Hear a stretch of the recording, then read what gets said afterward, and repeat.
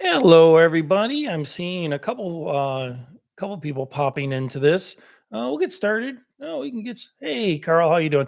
We'll get started in about maybe 15 seconds. Give last few stragglers kind of a chance to come in. As they come in, they come in. All right. First of all, thank you for everybody who came out tonight. Again, this is the first time I'm doing this. I have a certain number that I wrote down.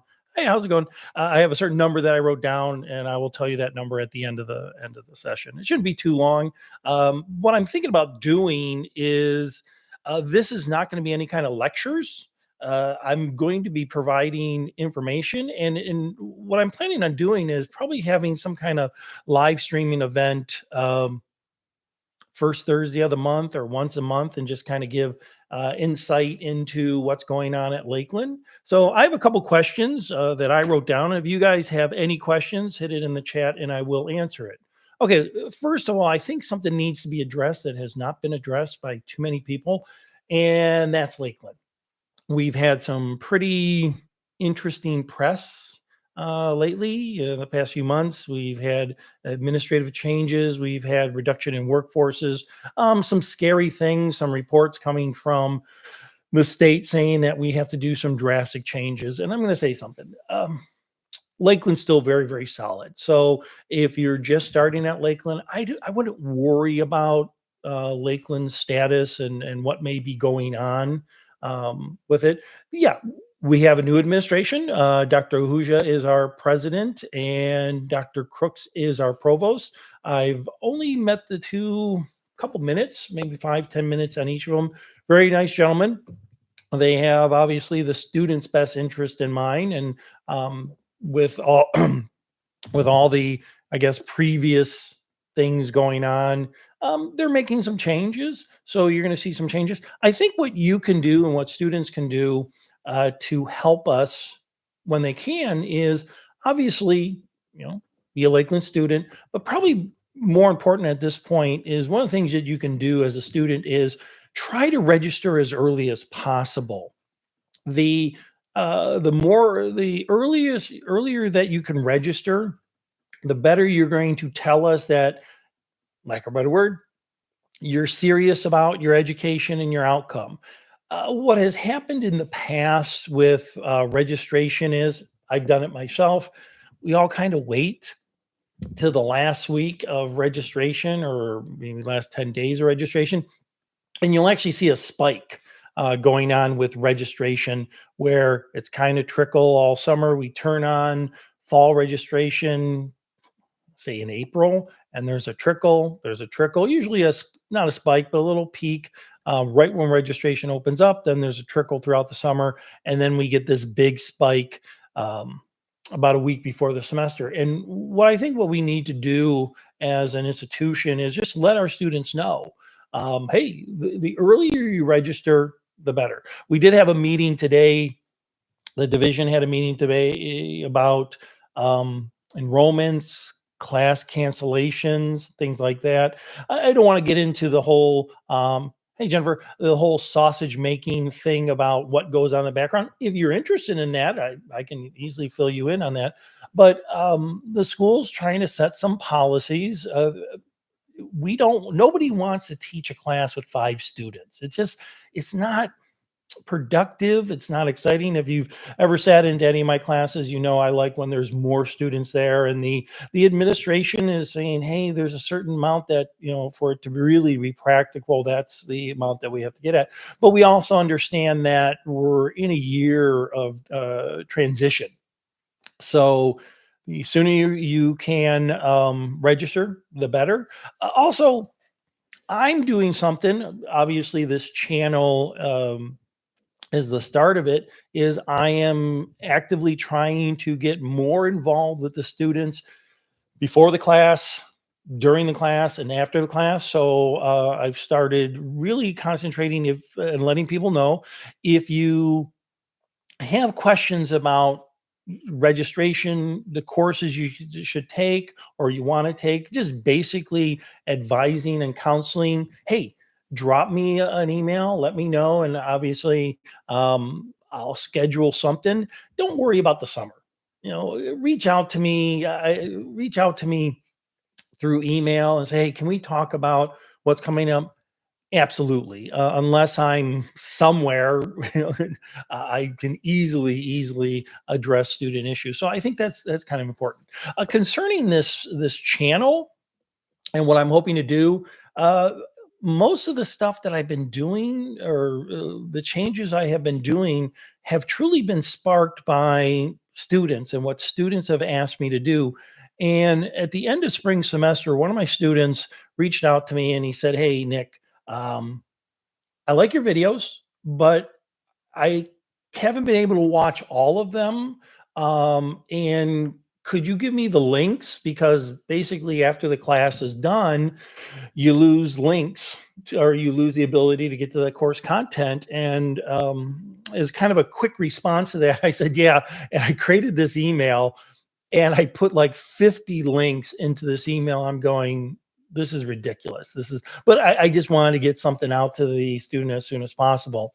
So somewhere in the back of my mind, I said, why don't I just do a YouTube channel and just make this stuff available? See, why it wasn't available before is because Lakeland uses a different video platform.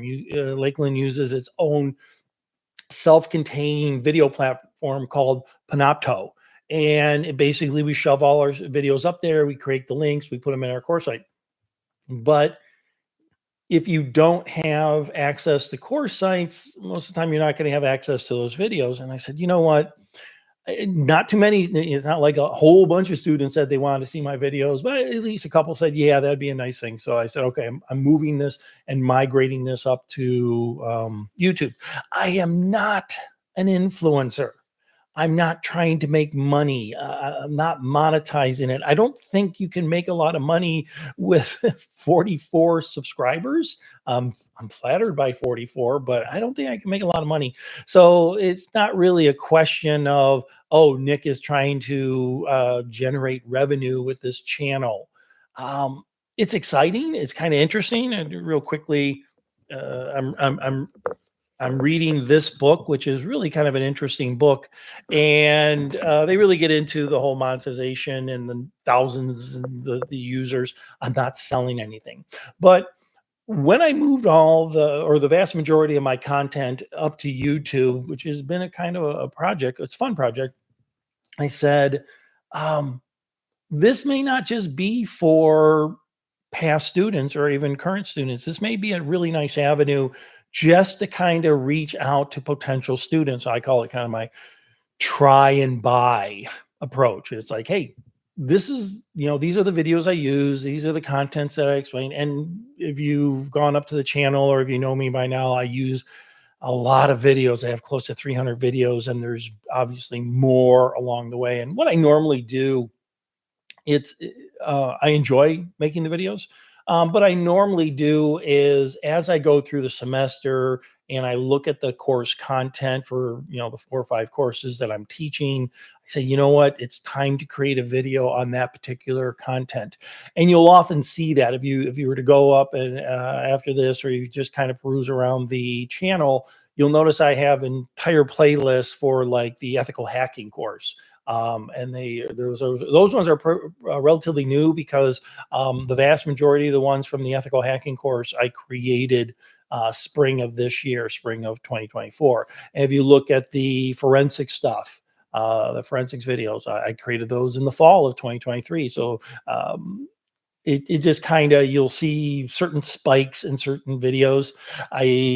One of the areas I got to do is for the Word and Excel course I'm planning on teaching, very similar to some of the other courses where I'm going to be doing the labs to kind of demonstrate the ability to do the labs. So if you have friends or family that are slightly interested in cybersecurity, programming, networking, operating system, general IT, hey, tell them to take a look at the videos. Maybe it might spark some kind of interest into coming out to Lakeland and spending enough time, or at the very minimum, they kind of watch videos. I think it's very interesting. I started doing videos, started making the videos about 2.5 years ago. I don't remember specifically. I know it was around the fall of 2022. And it's always one of those flashes of the obvious when you start doing it, you go, "Oh, okay." And one of the flashes of the obvious that I noticed with the videos, excuse me, there were two flashes of the obvious. One is, and think about this, nowadays in the past 10 years, when you have a question about something or you need to do something, maybe you're, believe it or not, you're changing a flat tire or you're jumping the battery in your car, where's the first place you go? We go to YouTube, and YouTube has kind of turned into this. It's often joked as YouTube University. There are some incredible videos up there from the average person.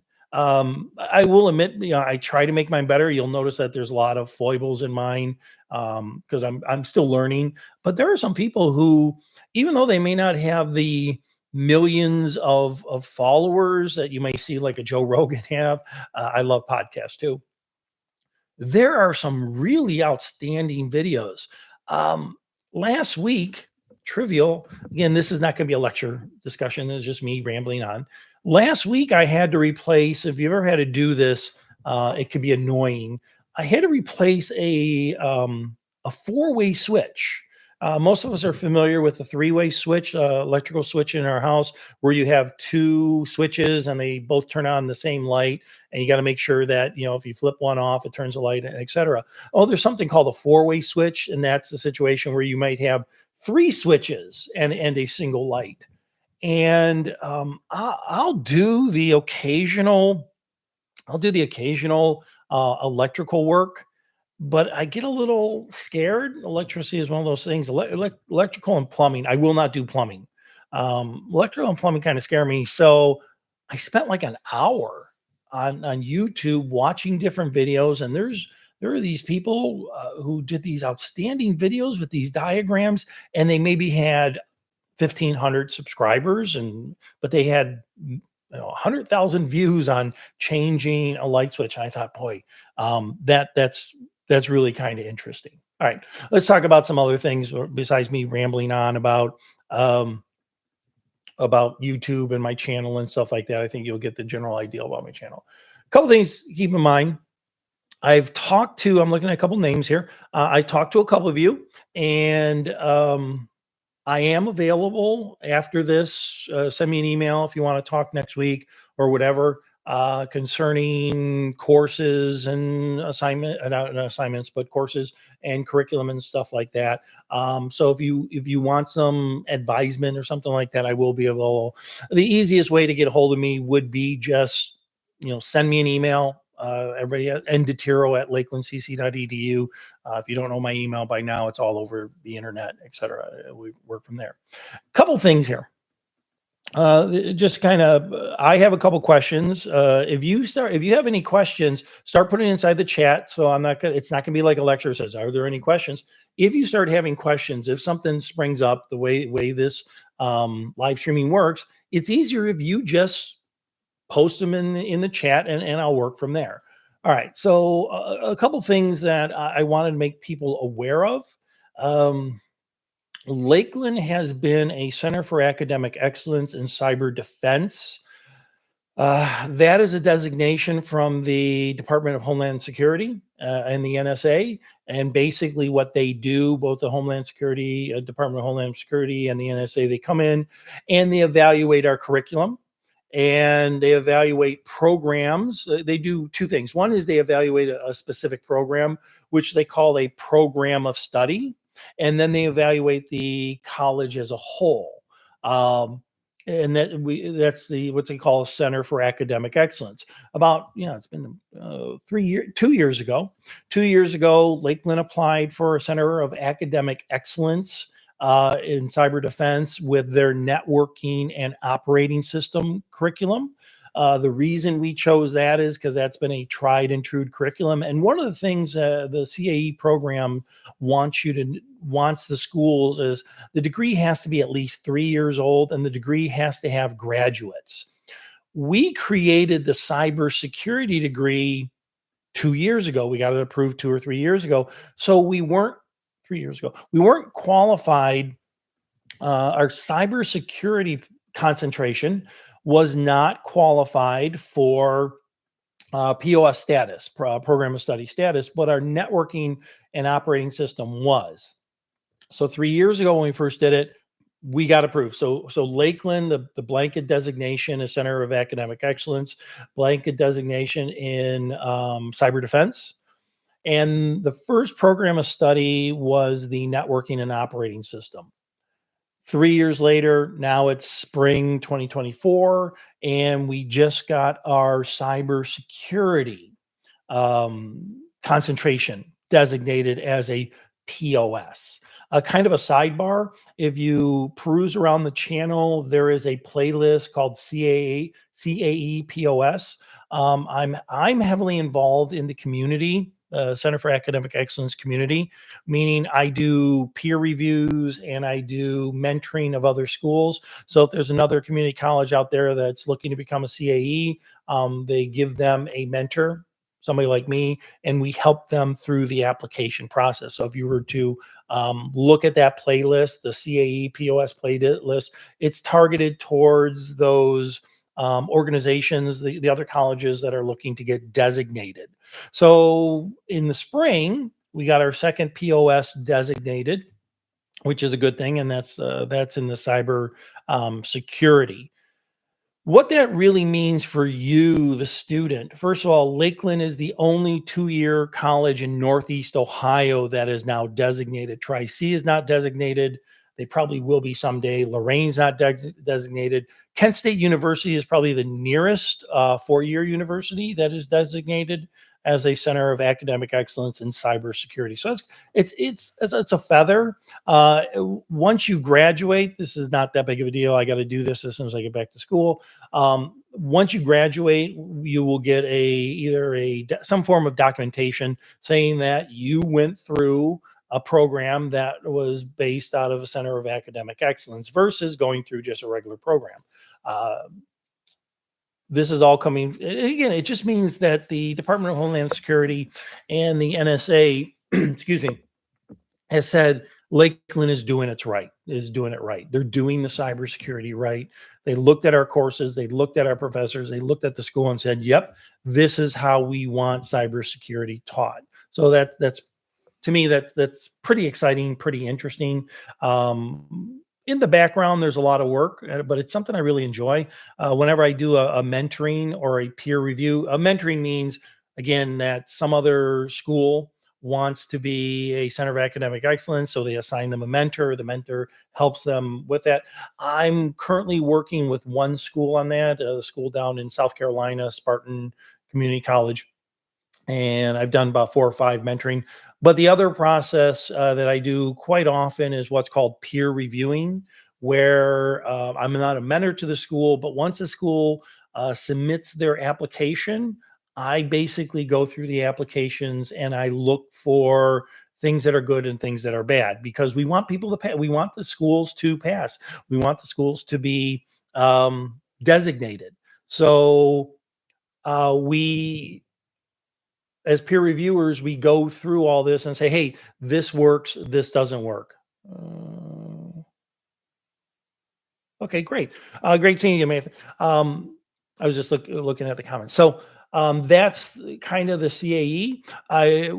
If you're familiar with our data analytics program, kind of a little sidebar here. In our data analytics program, we're looking to get it designated in about a year or two. We need some graduates. So yeah, there are some things that we need to do with it. Jen Chrisman, Professor Jen Chrisman does the data analytics, and we're looking to turn that one into a POS. So we really want our degrees. We really want some of our degrees and or as many of our degrees to be some beef behind them. Let me take a quick look. Somebody's asking, are there any subjects I can take from the cybersecurity courses? Yes. All right. But what you're going to need to do, for those of you who have spoke to me before, I'll give you a breakdown on how I do my advising. I don't want you spending money you don't have to spend, right? So if there are things you can do to not spend money, and I don't want to say waste time, but if there's things you can do that you not spending money and you're not consuming time. I have a 17-year-old son. He uses the term time sink, where it says time goes down the sink. I thought that's kind of cute. Um, so, yes, there are classes in the cybersecurity curriculum that could map out to um, other programs that are not cybersecurity program. I don't have any specifically in mind in the top of my head, but if you were to do this is for Mathan. What you could potentially do is look at the track, look at the track that you're interested in, and then do a comparison with the track from the cybersecurity. I unfortunately, and I do mean unfortunately, I tried to get it in there, but the professors that were doing the track didn't want to put it in there in the web app development curriculum. uh, I advise them to put in the ITION 1205 Networking Plus and Networking Essentials. And I also recommended them that they take and they put the ITIS 1355 Security Plus and Security Essentials and try to see if they can get it into their curriculum. And they just wouldn't do it. Those are two of the courses that if you're interested in either cybersecurity or networking or just general computer knowledge, those are really good courses. The 1205, the ITON 1205 Networking Plus, that maps to CompTIA's certification track. Their CompTIA's Networking Plus certification. I do have CompTIA certification. And the ITIS 1355, the Security Plus, is mapped to the CompTIA Security Plus. This brings up some other things. Okay. Great questions. Some of this stuff, if you have additional questions, anybody has additional questions where they become very specific about what you're trying to accomplish, shoot me an email. When you shoot me an email, I'm not avoiding these questions, first of all. Shoot me the email and give me your Lakeland ID, and I will look up your degree tracker and I'll look up your degree and I'll reach out to you. You can reach out to me and we can talk. But if there's a couple classes that I tend to recommend to students who are interested in ITCS and they're not sure. Okay. There's basically four classes that I tend to recommend. One obviously is the ITIS 1007 Principles of Information Technology and Computer Science. Most people, that's our first course in the ITCS world, and that's in all of our curriculum. And that is a basically a study of computers in general, just an overall computer in general. That is loosely, I don't want to say loosely, but it's somewhat based on um, there's two AP exams in high school for computer science.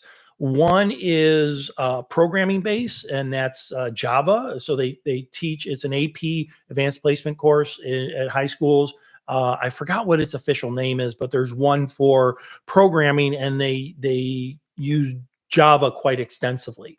There's another AP exam which is fundamentally general ITCS. So our ITIS 1007 is mapped to the second AP exam. They're not first and second. They're 1A and 1B, but I'll just call it the second AP exam. So one of the first courses I would tend to recommend is that 1007. That's going to give you a survey of it. The next course, and this may sound like a stretch, but the other course I tend to recommend to people is our programming logic course, ITIS 1010.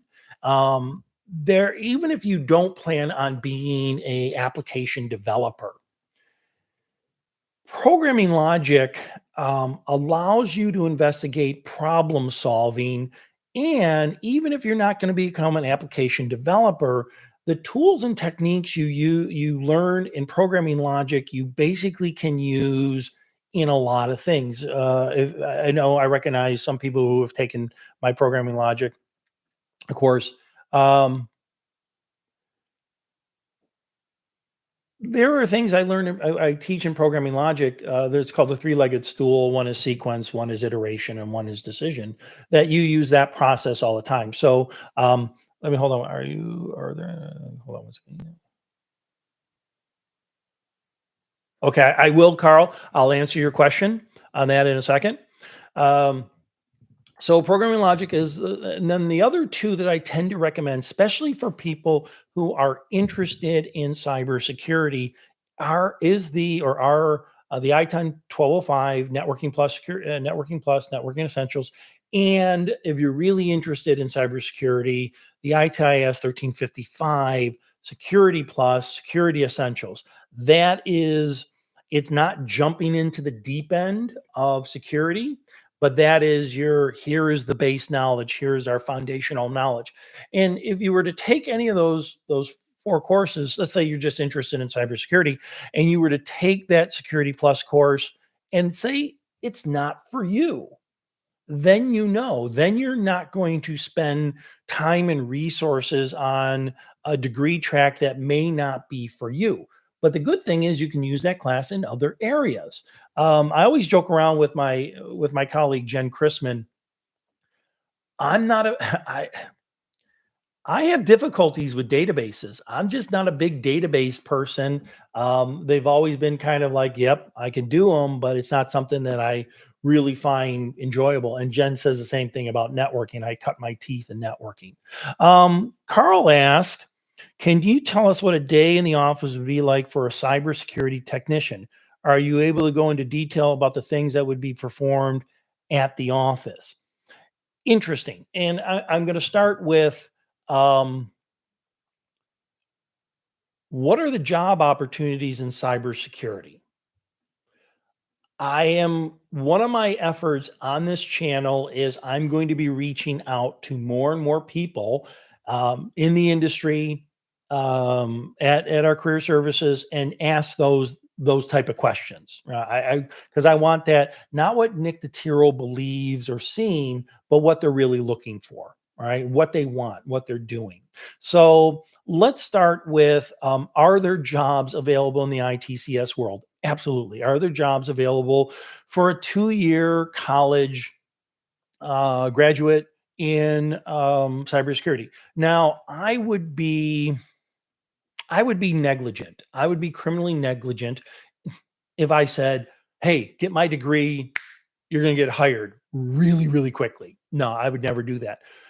What I'm going to tell you is we've been having some success with students getting gainfully employed in the field of cybersecurity after graduation. Now, if you ask me how many and how much, I couldn't give you that answer because here's one of the problems with colleges and universities. Once you people graduate, we often don't hear from you.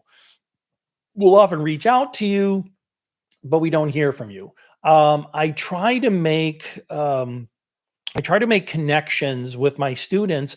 So I'm very fortunate when students reach back to me and say, "Hey, Nick, I had a couple students who went off to 4-year schools, went off to the University of Cincinnati, and they would routinely reach back to me and say, "Hey, um, I need a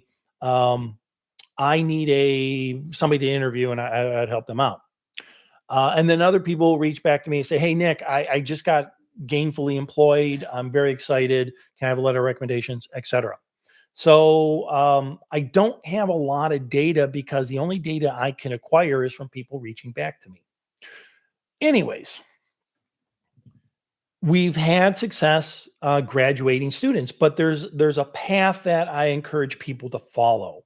The people that are reaching back to me with the success in cybersecurity have been the people that have done co-ops, who have done co-ops where they come to school. They That's where you work at. You're still a student, but you would work for an organization for 3 to 6 months as a co-op or a paid intern. You would get paid for this. And a lot of times you'll hear that a co-op or internship is often a 3 year. I'm sorry, a 3 month trial period, a 3 month interviewing process. So we've had some extreme successes with that. A lot of what people have told me that they're doing on a day-to-day basis, right? One is they often do a lot of auditing where they're seeing if there's things that need to be fixed. They may be doing phishing or fake phishing approaches to their to their employer, or the employees, saying, they send out a fake email and see, who's going to view that.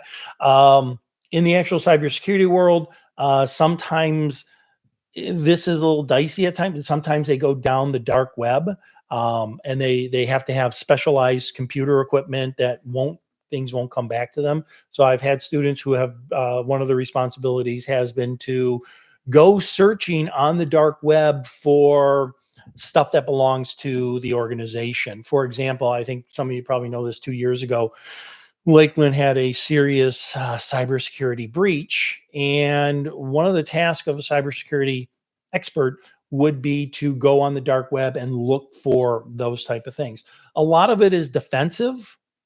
A lot of cybersecurity is defensive, where I don't want to use the phrase ethical hacking organizations. That sounds cool, but you're really looking for potential weaknesses in your organization and then fixing it. So, if you're asking me what they do on a day to day basis, I really couldn't give you that answer. A lot of it, not to scare you, not to scare anybody, but a lot of it is help desk and support. Now, let me tell you something. Somebody told me this. One of the old career service people told me this a few years ago. And bear in mind, it is what it is. A lot of the job descriptions you are going to hear or you are going to read about, you're going to feel inadequate about, right? Um, you have to dig a little deeper.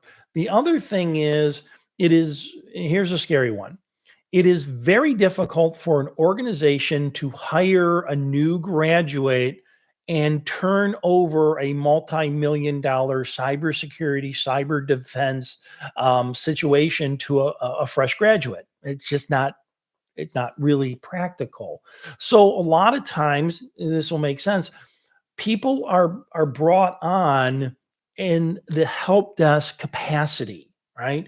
Where you may be looking for jobs that say, cybersecurity, but there's a whole bunch of jobs over here in the world of help desk. And I call those landing zones, where even though it's not saying cybersecurity, you're working, and you're working in the IT field. And then once you're into the organization, once you're working the help desk, and it could be a year to 2 years that you're working on that help desk.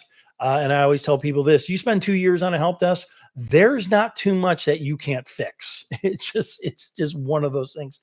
But they begin to move you around, right? There's a lot of data to indicate, you start over here, you get moved around because you've proven yourself. I saw some figures there. Hold on one second. Hold on. Parkham and Mayfield just hired a senior analyst for 185K. Oh, there's jobs out there. Yeah, there are. Here is, don't quote me on this too much, but some of the paths that you can take. There's a pretty beefy certification, a CISSP. It's pretty significant. And one of the nice things about the CISSP certification, Tony Slabicki, the other faculty member who does the cybersecurity, he has a CISSP designation. They have to have a minimum of 5 years experience in the cybersecurity world. It just can't be, oh, I've been working for 5, 10 years. I was a data analyst. No, no, no, no. They need 5 years of true cybersecurity, true cybersecurity workforce, and then all the other stuff. And what they're looking for the senior analyst is really experience, really, really experience. So, yeah, I've heard the numbers. I've seen those numbers of 150, 185K and stuff like that. But they're looking for people who have. And you're only going to get experience by getting experience. And it's always that double-edged sword.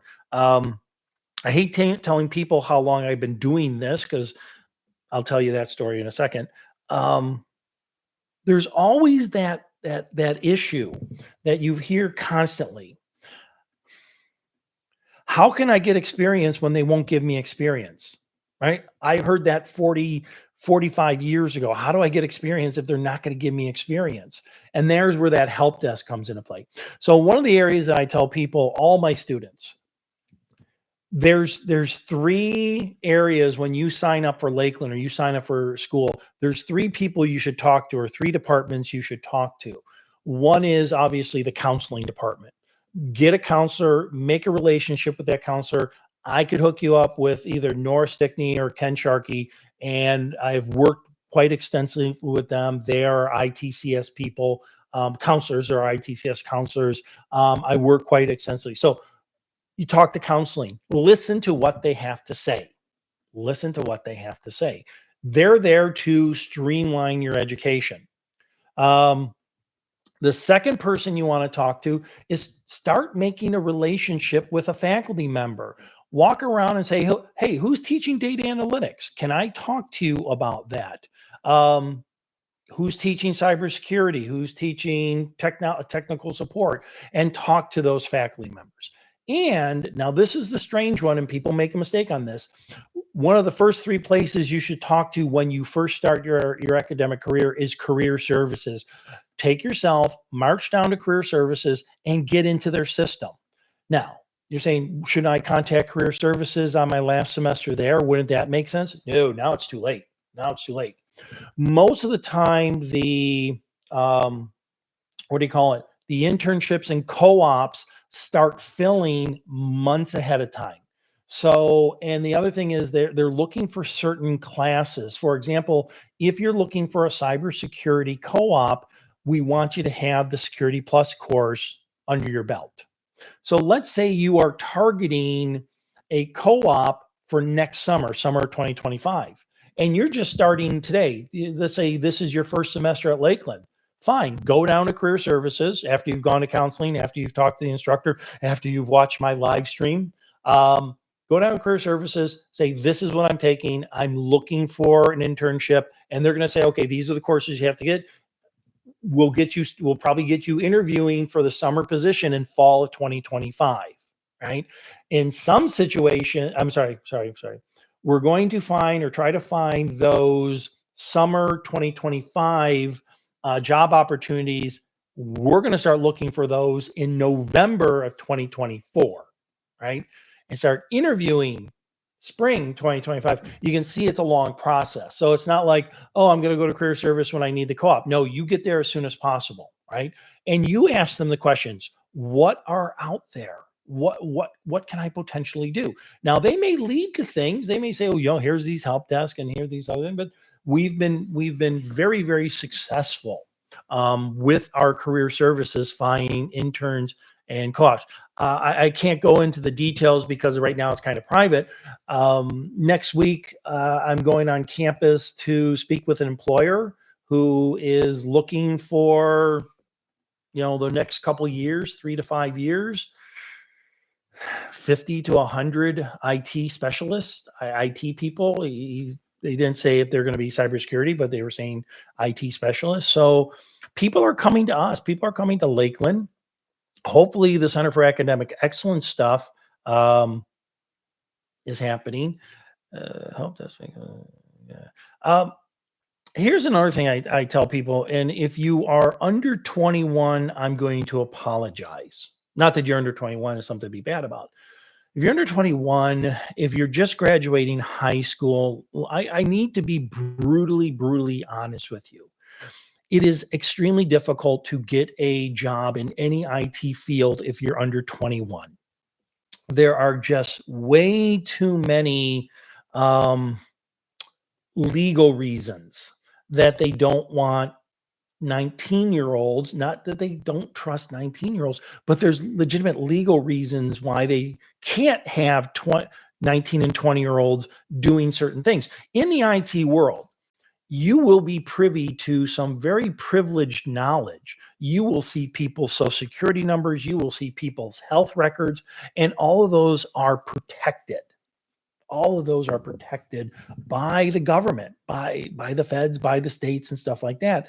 And there are rules. The insurance organizations, insurance companies have tremendous amount of rules there. So that time when you're 19 or 20, do not get frustrated, right? It's not you, it's your age.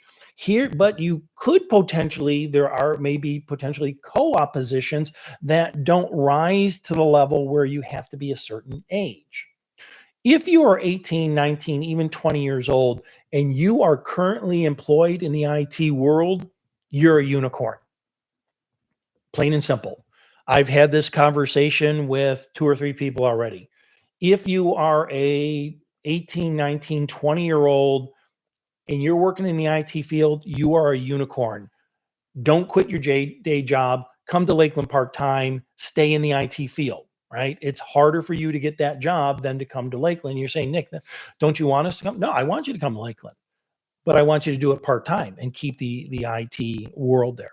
So going back, help desk, that's probably going to be a lot. That's going to be a lot of the starting off point, the jumping off point, or the landing point for many, many people. Here's where we get into a challenge. I talked about the 18, 19, and 20-year-olds. Now I have to talk about the over 25-year-olds. Now, people are over 25, right? And I'm not being condescending. I'm well over 25. When you are 18 years old and you leave high school and you go to college, nothing has changed except the building. In June, you were a high school student. In September, you're a college student. Your mindset is you are a student. If you've been out of school for a few years, 25, and 25 tends to be the magic number here, and you go back to school, you're no longer a student. Your mindset is, I am a citizen of the world first. I am a citizen. I have bills to pay. I have hospitalization to pay. So it's easy for me to sit back and say, do co-op. Nick, I work for a living. I work for a job, and I've had this story many times with a lot of students. I've had people who are changing careers at 35, 40, who were maybe machinists, and say, I'm tired of being a machinist. My favorite story ever was the gentleman was a roofer, and he just got tired of laying hot tar. He was a very good roofer. He said, I want to go into IT. He was 40 years old. And I said, okay, you got to be very cautious here, because right now roofing is paying paying the freight. You need to talk to career services and counseling, because there are things that they could potentially do to transition you so you're not losing hospitalization. I am not an expert on this, but you're not losing that hospitalization. But at a certain point, you're going to have to take that risk. All right. And again, there are people who are much more knowledgeable on that subject than me on taking that particular risk. Right. So if you're over 25 and you start, if anybody's talking co-ops, so especially if you're over 25 and you're thinking of that career switch, there's a lot of other factors involved, and you really, really need to talk to career services. It does work. I've had many, many people who have transitioned from one to another. So, all right. I'm kind of, are there, let me pose any questions. Are there, I read that one. Any other questions that people have about what's going on? If you're starting to take classes or looking to take classes, please register as soon as possible. Heard from the dean. They've already canceled classes that have 0 or 1 student in them. They've canceled those classes. You're not going to see them. So start looking at classes you may want to take. If you're not sure, again, send me an email. So is there any other questions out there? None. Nobody has any questions. Not even questions about my background and what's going on here. Again, this is not a lecture. To a lecture real quickly. Let me see if I can. This here is my high school diploma. This big one over here, that's I graduated Euclid High School, class of '82. This one here is my PhD diploma. This red thing here is kind of a diploma. It is my third degree black belt designation. So over here. Over here is where over here is Godzilla because I was in Japan last year, and I'm basically in my basement. I'm in the workout. That's my studio, and I have cameras and stuff like that. So, sure, there's no questions, comments, concerns. Did I cover everything? Yeah, I covered jobs, whatever. Um, I think some of the direction that I'm going to be taking this channel is some silly things. There are some books that I want to discuss. Um, there's some books I want to discuss and some avenues that we can take and just think. Yeah, Carl, what's your question?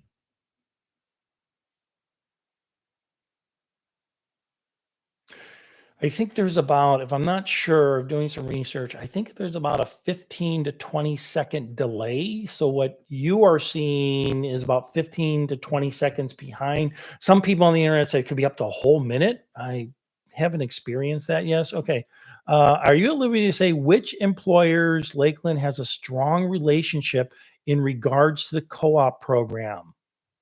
Yes, I'm at liberty. I just don't have that knowledge. We have worked with all the big players, right? Was it hold on here. Steris is a big one. Parker Hannafin. Um, who's the paint company? Sherwin-Williams is a really big one that we've done a lot of work with. If you're willing to get in your car and drive, who is the on the west side? I can't remember their name off the top of my head. But yeah, if you think about the big players in the area, the names that you will tend to hear: Steris, Parker Hannafin, Progressive, Highland. Thank you, Jennifer. Extra credit for Jennifer. Highland Software out in the Westlake area. I've heard nothing but good things about that place, right? I've heard about the slide. Everybody talks about the slide. Um, Personal note, one of my best friend's son worked there for many years and enjoyed it. But then he kind of branched off and he started his own stuff. Is it Northeast Ohio Sur Division? Yeah. There are, you know what? I'm glad you guys are asking me those questions because I'm writing them down, and I'm going to be reaching out in a couple weeks when I go back to school. I'm going to reach out to career service and say who they're playing with, but they're playing with a lot of organizations there. It's kind of a sidebar. I did not know this. I did not know this. Career services will help you and help Lake County residents, even if they're not students at Lakeland. They're chartered to help people. So they have job boards and postings and other things like that. I will say, and I'm not trying to cover my tracks here. We're going through transitions at Lakeland. I spent about 10, 15 minutes on that. So I think career services is going to do some changing for the positive. And again, one of the positive things is I did not know this. I was talking to Rhonda Butler, the coordinator of career services. They work with people who are not Lakeland, not even Lakeland graduates who have no relationship with Lakeland. So I thought that was pretty good. So what I would suggest you do on these, I'm not passing you off. Carl mentions Northeast Ohio Sewer Division. Yeah, I've heard that name a lot. I've heard that name a lot around campus, but pretty much the big players. One of our one of our adjunct professors is he works at Progressive. Progressive, I'm not slamming Progressive at all here. For a long time, Progressive would not look at you unless you had a baccalaureate. I don't know if that's the case anymore. I know we have worked with Progressive, but usually the big one is Sherwin-Williams. We've placed over the past 30 years. A lot of students went to Sherwin. Actually, the two students that I've had four students. That's not a lot. Four students reach out to me after graduation. Two went to the University of Cincinnati to continue to a baccalaureate degree, and two went to Sherwin-Williams. I'm not telling any secrets here. And so, yeah, Sherwin Williams is strong.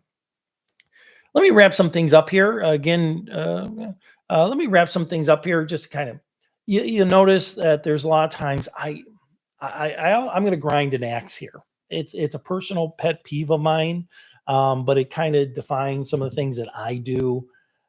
I personally hate, with a capital H. I personally hate when people tell me how long they've been doing something. It's just one of those things.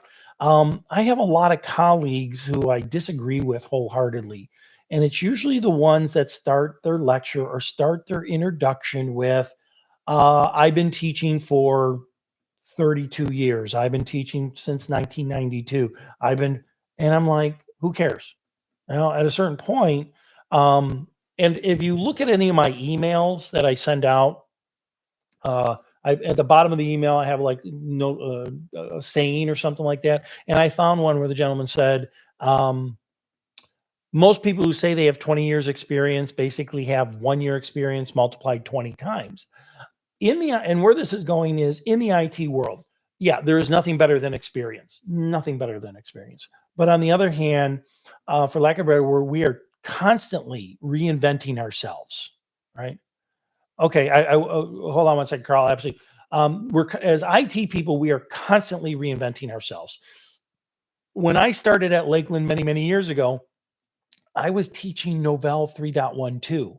I was teaching Novell 4.1. There's no Novell anymore. There is, but we don't teach Novell. I was teaching Microsoft NT 4.0. We were teaching XP. So when somebody in the technology field says, "I've been doing this for 35 years," what I really want to hear is, "What have you been doing the last 5 years?" It's just one of those personal pet peeves. What's your question? Carl had a question about Northeast Ohio Sewer Division. I'll kind of pause here for that.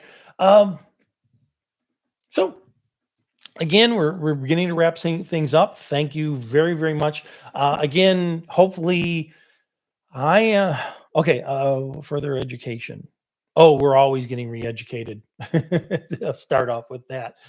There is not a career in the world where you are not constantly getting professional development.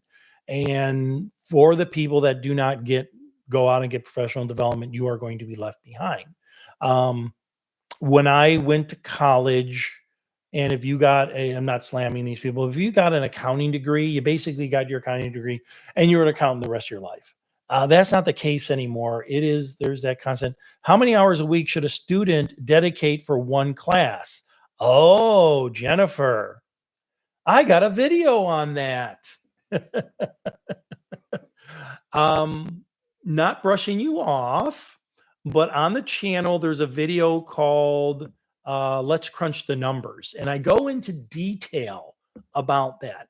But loosely, how many hours or how much time you should spend on a course is based upon how long that course is or how many credits. I'll answer Carl's question in a second. Um, the amount of time you spend on a course is directly related and proportional to the size of the course.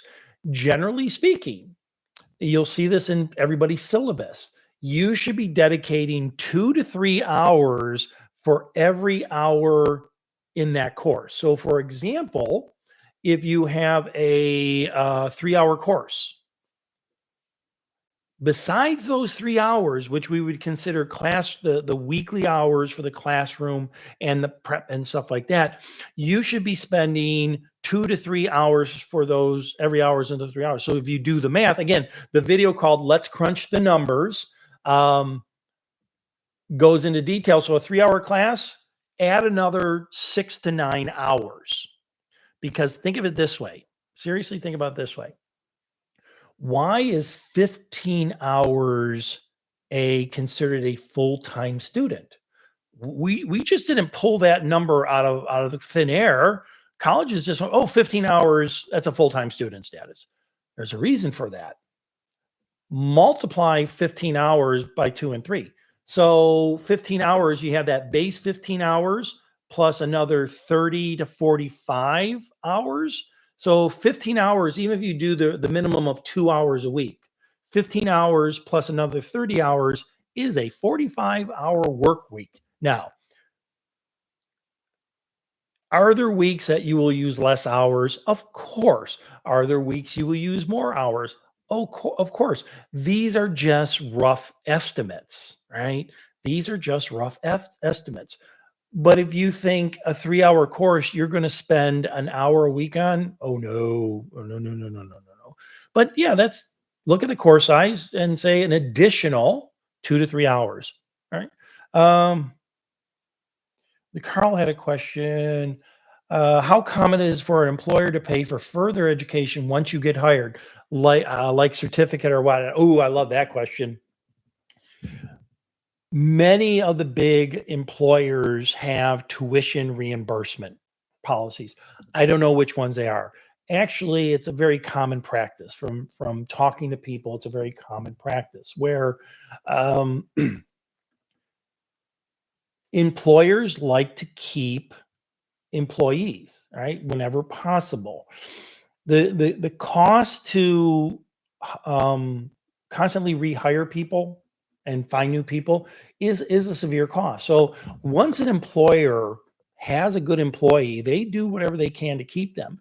And one of the things they will often do, especially in the professional world, is tuition reimbursement.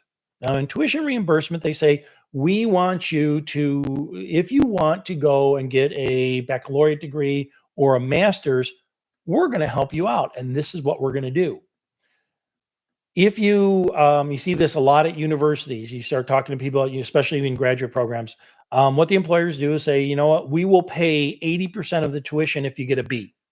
We will pay 100% of your tuition if you get an A. So they incentivize doing better grades, right? So a lot of times it's 80%. If you get a B, you'll get, so let's say a course costs you $1,000. And then after the course is done and you get a B, you get 800 of that back.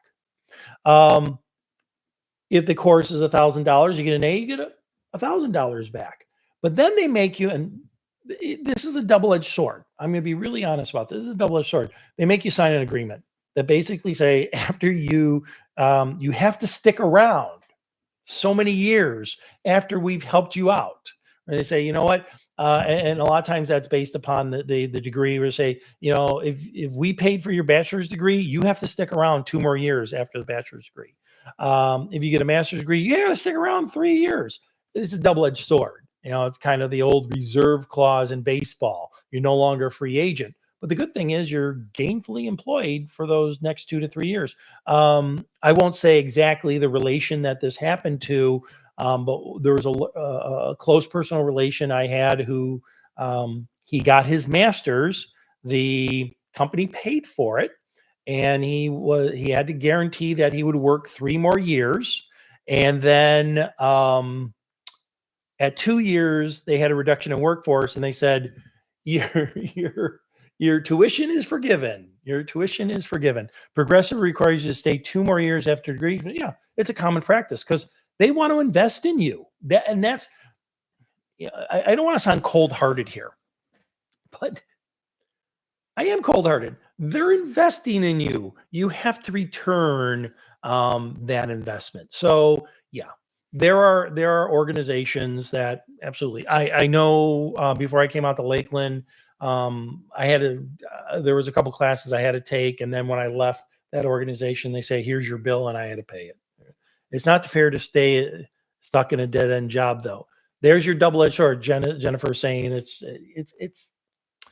a double-edged sword. Education is expensive. They want their reimbursement, but let me kind of put on a positive spin. So, what is it? They pay for your education. They give you 3 more years of experience. You're trying to tell me you can't parlay that into, not you, Jennifer. A person can't parlay that into a much, much better job. Now you're walking out with, we'll just use a master's as an example. Now you're walking out with an MBA, 3 years experience as an MBA. You can't parlay that into a very, very lucrative job. Absolutely. All right. So, look into that when you talk to employers. That's a very common. A lot of times when you're interviewing or they're offering you a job, oh, okay, interviewer offering you a job, they hand that. Oh,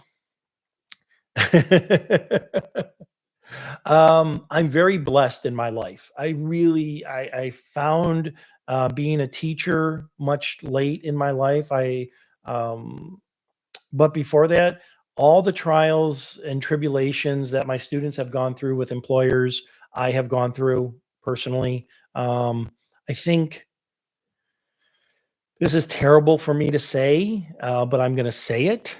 I think everybody in their life has to have at least one job that they absolutely positively hate. Not a job where they go, I don't care. I mean, a job you hate and a job you have to keep because you got to pay the bills. I think you have to have that time where you're sitting fully, in your work attire, sitting at your dinner at your table in the morning, drinking coffee, going, I really don't want to go to work. I really don't want to go,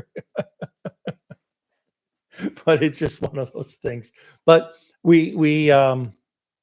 it, it makes us better people. Yeah, it's hard. It's easy for me to say that at this point in my career, but it is so. Yeah, different things, different times, and stuff like that. So, well, I think we're at the 1 hour mark. I think that's plenty of time. I'm hoping. Let me wrap some things up. No, Jennifer, no. The cost, she asked a question, great question. Are the costs to take the certifications built into the price of the program? No. Some schools do that, other schools do not. We do at Lakeland, we don't do that. The whole thing with certification is we leave that up to the students because when Tony and I were building a lot of this stuff, and we're going back decades. Um,